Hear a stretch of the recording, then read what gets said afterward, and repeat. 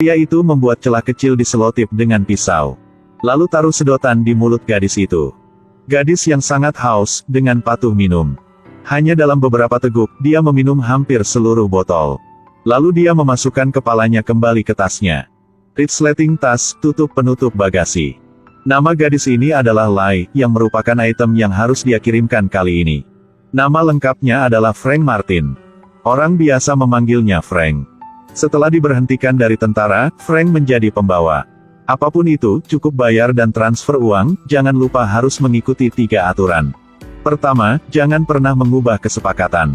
Awal udah deal dengan 3 orang, sekarang naik 4 orang, saya tidak menyetir. Tidak ada gunanya menodongkan pistol ke kepala saya. Mobil saya memiliki kata sandi, hehe, lihat apa yang bisa kalian lakukan. Bandit itu sangat marah sehingga dia harus menyerah, berbalik dan menembak kaki tangannya. Jumlah orang cukup, masukkan kata sandi. Diikuti oleh serangkaian gerakan yang sangat ahli. Deretan mobil polisi di belakang membunyikan klakson mereka untuk mengejar. Keterampilan mengemudinya yang luar biasa mengejutkan para bandit. Bahkan malam tahun baru pun muntah. Tak lama kemudian, polisi kembali mengejar. Frank menoleh untuk melihat sebuah kontainer. Dia menginjak pedal gas, berlari dengan kecepatan penuh. Bagian belakang mobil terkena percikan api. Dalam sekejap, mobil melompat dari jembatan. Tapi jumlah mobil polisi terlalu banyak. Frank mengambil pistol dan menembakkan 1 tembakan ke tuas. Sebuah mobil meluncur turun dan menabrak beberapa mobil polisi. Dia juga membuat belokan 90 derajat yang indah. Mengejar kereta yang lewat. Kemudian mengambil kesempatan untuk menghindar, memotong bagian belakang mobil polisi dengan sempurna. Petugas polisi sangat marah melemparkan topinya ke tanah. Dia membawa bandit ke tempat yang aman. Dapatkan ongkos, ganti plat nomor, lalu tancap gas dan kabur. Meskipun dia bekerja dengan sangat hati-hati, FBI masih menemukan pintunya. Tapi karena tidak ada bukti, mereka tidak bisa berbuat apa-apa. Hari itu, Frank menerima kasus khusus. Sebuah tas berukuran panjang 1,5 meter dan lebar 50 cm. Pelanggan bermaksud untuk memberitahu informasi penerima barang. Tapi aturan keduanya adalah tidak menyebutkan nama. Baiklah, lalu pesan di mobil, ayo pergi.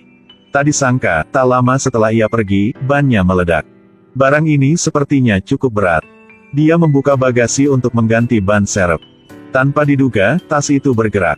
Cuman, aturan ketiganya adalah jangan pernah membuka paket. Dia mengambil ban cadangan untuk diganti. Kemudian tutup bagasi dan lanjutkan.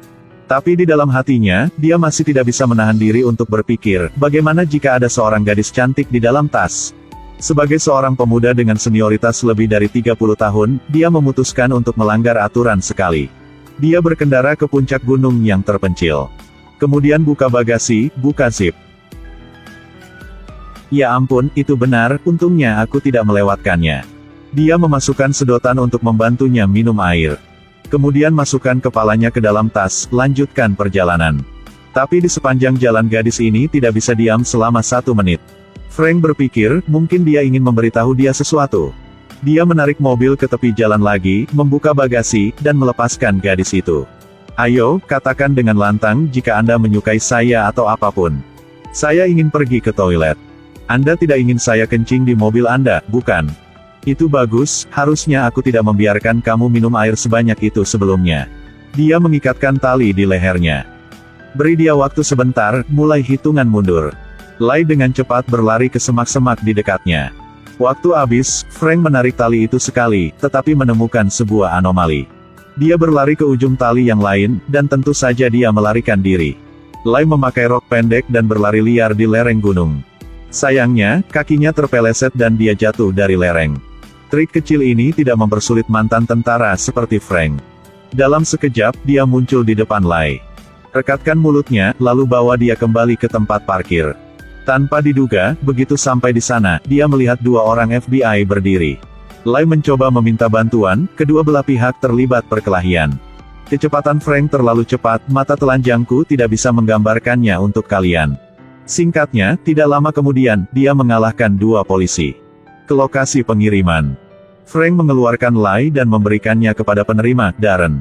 Tapi dia juga punya sesuatu untuk dikirim. Itu akan mudah, pikir Frank, menambahkan bisnis lain. Dia menerima biaya pengiriman, mengambil barang, lalu pergi. Di pom bensin, Frank duduk linglung, merasa sedikit merindukan Lai. Tiba-tiba, dia ingat bahwa ada 2 orang FBI lagi di bagasi. Membeli 2 kaleng minuman ringan untuk mereka minum. Tak disangka, baru beberapa langkah, mobil tersebut meledak. Dia melemparkan kaleng air ke tanah, mencoba memadamkan api yang membakar lengan bajunya. Darren, kau sangat bodohnya, apakah kamu pikir bahwanya bisa meledakkan saya sampai mati? Anak buah Darren sedang bermain kartu, tiba-tiba mereka mendengar bel pintu berbunyi. Salah satu dari mereka berdiri dan mengintip melalui lubang intip. Sisanya segera mengeluarkan senjata mereka dan menembak Frank. Frank mengangkat papan kayu untuk melindunginya. Kemudian melemparkan tapla meja, pistolnya berguling-guling di udara. Hanya mengayunkan handuk bisa mengalahkan 2 orang. Dia melingkarkan lengannya di belakang pistol dan menarik pelatupnya. Disusul dengan rentetan tembakan. Berbalik terus berdebar, semua antek telah dikalahkan. Lai mendengar suara tembakan di luar, dia mendorong kursinya ke pintu, diam-diam menyelinap pergi. Di koridor, 2 pria dengan kapak juga cukup berbahaya. Meskipun kecepatan Frank sangat cepat, sulit bagi 2 tangan untuk menandingi 4 tangan. Harus menambahkan 2 kaki untuk menendang orang-orang ini pingsan. Seorang pria dengan senapan mesin melompat dan menembak. Dia melemparkan tubuhnya dan menendangnya beberapa meter jauhnya. Tanpa menemukan Darren, dia tidak bisa pergi dengan tangan kosong. Anda mengebom mobilnya saya, jadi saya juga mengambil mobilnya. Sekalian menghancurkan gerbang rumah orang. Siapa sangka, tak jauh dari situ, Lai muncul lagi. Kali ini Frank tidak ragu lagi, langsung menariknya keluar dari mobil. Selama dia tidak melihat orang, dia bisa melakukan apa saja. Frank melaju lurus ke depan, meninggalkan Lai di belakang untuk berteriak. Tapi saat dia melirik ke spion, dia menginjak rem lagi. Hadiah gratis, siapa yang gak mau terima? Dia memundurkan mobil, memasukkannya ke bagasi, dan membawanya pergi. Ketika dia sampai di rumah, dia mengambil pisau kecil. Potong tali yang mengikat tangannya. Lalu berikan Lai semangkuk mie, dan dia pergi ke kamar untuk tidur. Keesokan harinya, pagi-pagi sekali Lai memamerkan keahliannya. Adalah pembuatan kopi, pembuatan teh, dan memanggang sekeranjang kue cinta. Frank mengambilnya dan menggigitnya, hampir manis sampai ke hati. Lai juga ada bertujuan untuk menyenangkan Frank. Tadi malam, dia melihat seragam tentara Frank. Ada juga medali dan foto yang diambil dari hari sebelumnya.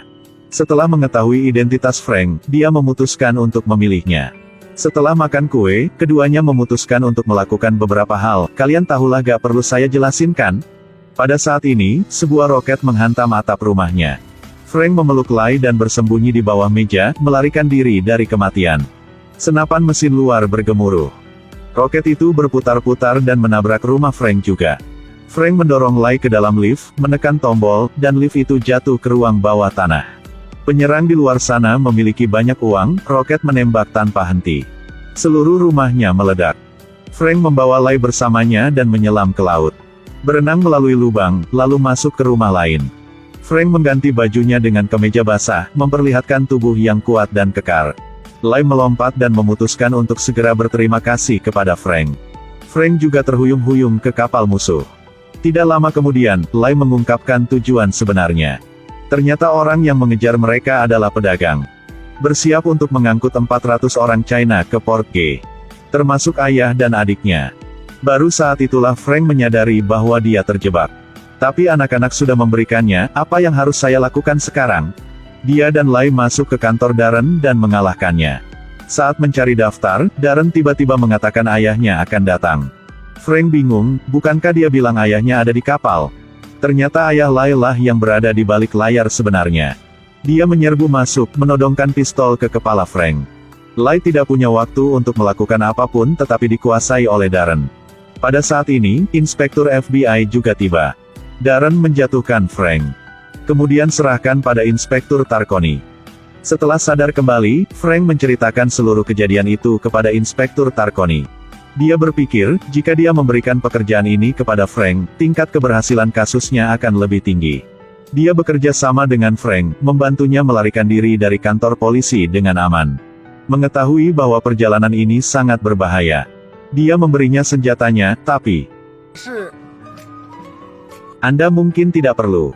Frank tiba di Port G, mengambil detektor suara dan mencari setiap kontainer. Kebetulan mendengar Darren bertukar lokasi pengiriman dengan sopir. Lai dipaksa pergi oleh ayahnya. Frank melompat ke atas kontainer untuk mengejar. Dia melompat, menempel di sisi kontainer. Pengemudi melihat melalui kaca spion dan melihatnya. Dia menepi ke tanda pinggir jalan untuk menepis Frank. Frank melepaskan tangannya dan melompat ke bus umum. Begitu bus memasuki stasiun, dia langsung melompat turun untuk menghindari karcis. Akibatnya, ada beberapa orang menghalangi jalan. Dia berbalik dan menendang kakinya, membunuh satu. Kemudian melepas baju yang dililitkan di leher kedua. Tapi orang ketiga sangat kuat, tubuhnya bahkan lebih besar darinya. Dia meraih lehernya, mendorong kakinya berulang kali ke perutnya. Frank terpaksa memberikan pukulan spesial. Pada saat ini, sekelompok pengganggu lain tiba. Frank menendang 2 barel minyak. Juga meminjam kekuatan untuk mendorong pria besar itu, memiringkan kepalanya untuk memukulnya. Dia berguling, tangki minyak tumpah ke sekujur tubuhnya. Seluruh tubuhnya licin, tidak ada yang bisa berbuat apa-apa. Dia mengambil sepeda, menendang 2 pedal, meletakkannya di kakinya. Kemudian melangkah dengan percaya diri untuk menendang pria besar itu. Dia terus menendang kaki belakang 2 kali berturut-turut, tim dikalahkan. Sekelompok pria bersenjata mengejar, dia terpeleset dan melarikan diri. Pada titik ini, pria besar itu menjadi perisai yang sangat bagus. Frank naik ke darat, mengendarai mobil untuk mengejar. Gaya mengemudinya membuat mobil tak tertahankan, harus mogok. Jika tidak memiliki mobil, apa yang harus dia lakukan? Tiba-tiba, sebuah pesawat terbang di atas kepalanya. Ya, datang lebih awal tidak sebaik datang tepat waktu. Hanya saja pemilik pesawat ini kurang antusias. Cepat, jangan lama. Untungnya, trik ini berguna, sederhana dan cepat. Terbang di langit segera menyusul target. Dia mendarat tepat di atas kontainer. Sopir itu ketakutan dan berbalik untuk memeriksa. Tapi ditendang. Darren dengan cepat mengejar dan naik ke mobil. Dia mengunci leher Frank, gelang kakinya menjepit leher Frank. Kemudian tarik rem darurat menyebabkan Frank menembak keluar dengan inersia. Pikir Frank telah dipecahkan, tapi tidak. Dia berpegangan pada bagian bawah truk dan ditemukan oleh ayah Lai. Dia mengambil senapan mesin dan menembak Frank.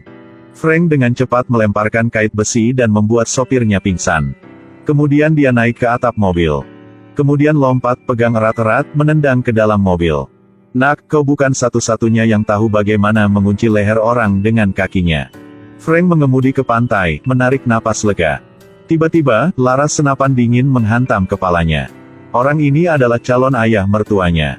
Ayah mertua sangat tidak senang dengan menantu ini. Dia berkata, ingin menjadi menantu saya, tunggu kehidupan selanjutnya. Tembakan terdengar, Frank menatap dirinya sendiri, tetapi tidak apa-apa. Tapi di dada ayah mertua lebih dari sebuah lubang. Lai sebagai orang yang berintegritas dan jujur. Dia mengatakan bahwa selama bertahun-tahun ayahnya telah melakukan terlalu banyak hal buruk, bahkan membunuh ibunya.